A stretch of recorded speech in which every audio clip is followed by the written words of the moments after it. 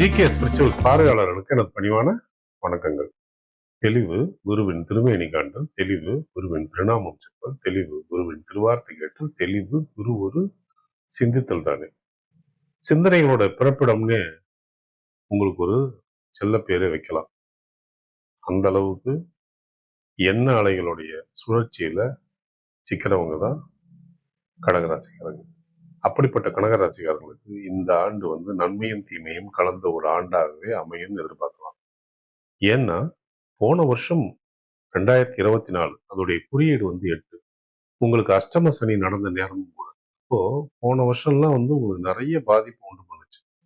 உங்களுக்கும் சரி, உங்களுடைய வாழ்க்கை துணைக்கும் சரி, உடல்நிலை பாதிப்பு, அதுக்கப்புறம் உத்தியோக பாதிப்பு அப்படின்னு நிறைய பிரச்சனைகள் தான் உங்களை ஆட்கொண்ட வருடம் தான் 2024. அஷ்டம சனி நடந்த காரணத்தினால தொழில் வகையிலையும் நிறைய பிரச்சனை இருந்தது. இதெல்லாம் இந்த ஆண்டு நம்ம நீங்களும் எதிர்பார்க்கலாம். ஏன்னா இந்த ஆண்டுடைய குறியீடு 2025. அந்த 2025 எண் குறியீடு 9 வருது. அப்போ 9 வரும்போது உங்களுக்கு பூர்வ புண்ணிய அதிபதி செவ்வாய், உங்களுடைய தொழில் அதிபதி செவ்வாய், அவர் உங்களுக்கு யோகாதிபதியா விளங்கக்கூடியவர். அதனால இந்த ஆண்டு உங்களுக்கு இந்த அஷ்டம சனியோடைய தாக்கம் குறைவா தான் இருக்கும்ன்றதை நம்ம எதிர்பார்க்கலாம். அது மட்டும் இல்லாம மே மாசம் உங்களுக்கு குரு பயிற்சியாகி உங்களுடைய 12ல அமர்ந்து அஷ்டம சனியை விசேஷ பார்வையில பார்க்க போகுது. அது பலவித நன்மைகளை மே மாசத்துல உருவாக்கும் எதிர்பார்க்கலாம். குறிப்பாக உங்களுக்கு பணப்புழக்கம், அதன் பிறகு கடன்கள் அடையிறது, அதன் பிறகு உங்களுக்கும் ஒர்க்ல இருந்த பிரச்சனைகள், உத்தியோகத்துல ஏற்பட்ட பிரச்சனைகள் மறையிறது, இதெல்லாம் ஒரு நாட்பட்ட நோய்கள் குணமாகிறது. இந்த மாதிரி விஷயங்கள் தான் உங்களுக்கு நடந்து மன மகிழ்ச்சியை உண்டு பண்ணும். ஆனாலும் உத்தியோக இடத்துல நீங்க சற்று எச்சரிக்கையை கடைபிடிச்சுதான் ஆகணும். அஷ்டம சனியோட தாக்கம் குறைவாக இருந்தாலும் கூட உத்தியோக இடத்துல முழுசா யாரையும் நம்பாம உங்களுடைய வேலையை மட்டும் நீங்க நம்புறது நல்லது. மேலதிகாரிகளுடைய ஆதரவு உங்களுக்கு இருக்கும். ஆனா கீழே பணிபுரியறவங்க சற்று பொறாமையோட தான் இருப்பாங்க. அதனால நீங்க எச்சரிக்கையோட நடக்கிறது நல்லது.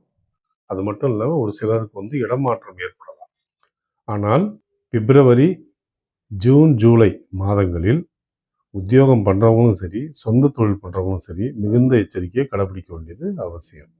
தொழில் சம்பந்தப்பட்ட விஷயம்னு வரும்போது தொழில் செய்யறவங்களுக்கு டெக்ஸ்டைல், டெய்லரிங், அழகு சாதன பொருட்கள் விற்பனை பண்றது, கல்வி, டிம்பர் ஷாப், டிரான்ஸ்போர்ட், அதுக்கப்புறம் ஹோட்டல் போன்ற தொழில்களில் உள்ளவங்களுக்கு இந்த வருடம் ஏற்றமான ஒரு வருடமா இருக்கும்.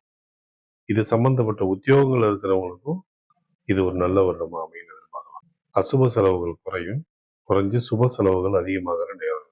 அந்த சுப செலவுகள் அதிகமாகும் குடும்பத்துல மகிழ்ச்சி இயல்பாக வரும். போன வருடம் மாதிரி வாழ்க்கை துணைக்கும் உங்களுக்கும் கருத்து வேறுபாடுகள் ஏற்பட்டு அது உங்களுக்கு தலைவலியா இருக்காது. இந்த முறை வாழ்க்கை துணையும் உங்களோட நல்ல புரிதலோட இருக்கிறதுனால குடும்பத்துல மகிழ்ச்சி நிலவும். ஆனால் மே மாசத்துக்கு பிறகு குழந்தைகளுடைய கல்வியில நீங்க கவனம் செலுத்தணும். அவங்கள மந்தப்போக்கு பாதிக்கலாம். தாய் தந்தையருடைய ஆரோக்கியம் மேம்பாடோட இருக்கும். அவங்களுடைய ஆரோக்கியத்தை பத்தின கவலை உங்களுக்கு அவசியமற்றது.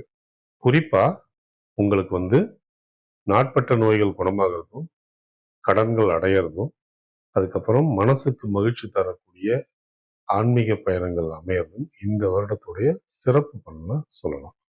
இந்த ராசிக்குரிய சாதகமான மாதங்கள் ஜனவரி, மார்ச், மே, செப்டம்பர், நவம்பர், டிசம்பர்.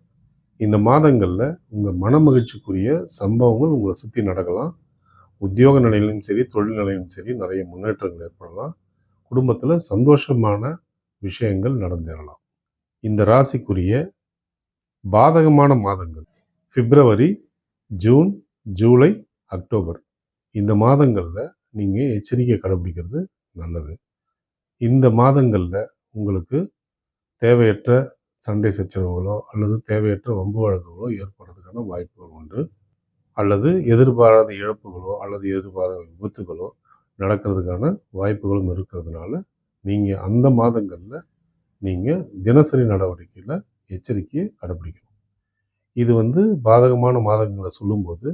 உங்களுடைய திசாபுத்தியும் அவசியம் சொல்லியாக வேண்டும்.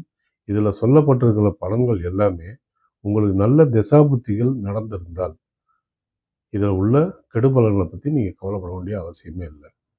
உங்களுக்கு கெடுதலான திசாபுத்திகள் நடந்தால் இதில் உள்ள சொல்லப்பட்ட கெடுபலன்களை கண்டிப்பாக உங்கள் மனசில் நிறுத்தி அதற்கு தக்கவாறு நடந்து கொள்ள வேண்டும். இந்த வருடத்துக்குரிய வழிபாட்டு ஸ்தலங்கள் அப்படின்னு சொன்னால் நிச்சயமாக நீங்கள் திருச்செந்தூர் முருகனையும் திருப்போரூர் முருகனையும் திருவட்டத்துறை தீர்த்தபுரீஸ்வரரையும் வணங்கிறது உங்களுக்கு மிகுந்த முன்னேற்றத்தை கொடுக்கும்.